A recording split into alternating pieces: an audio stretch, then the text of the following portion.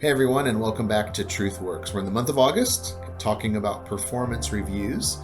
And in that line, today we're going to talk about dealing with a difficult employee throughout the entire year.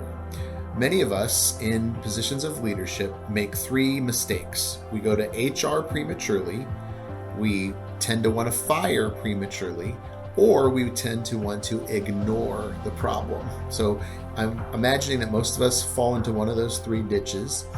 And today we're going to talk about Matthew 18. Now, admittedly, this passage is about sin and confronting a brother or sister in their sin.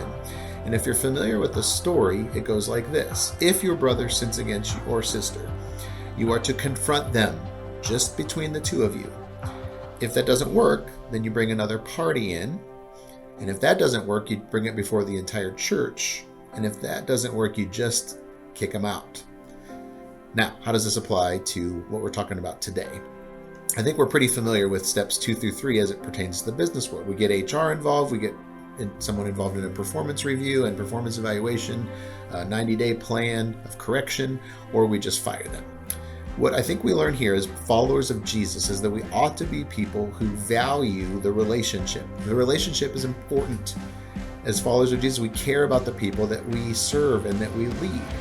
And so this passage has a great deal of optimism, and the goal, just like in this passage, is restoration. We want the employee to succeed.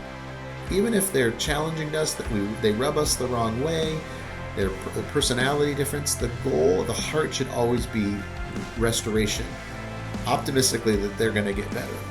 Therefore, it is important relationally to set the tone and set clear expectations. It's important that you give clear feedback along the way, both positive and negative, and you always keep open lines of communication.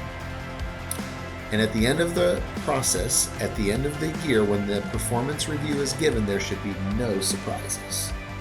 Nothing should catch them off guard because you and I have done a good job throughout the year setting clear lines of communication, setting expectations, and giving good positive and negative feedback. And again, the goal here as followers of Jesus is that it should be relationally. We should be fighting for the relationship, and we should have the goal of restoration, the goal of good performance, the goal of a good relationship and good results. It's going to be a benefit to you, to that employee, and to your organization. Again, what a challenging word today from Matthew 18. Hope you have a good rest of the week, and we'll see you next week. Have a good weekend.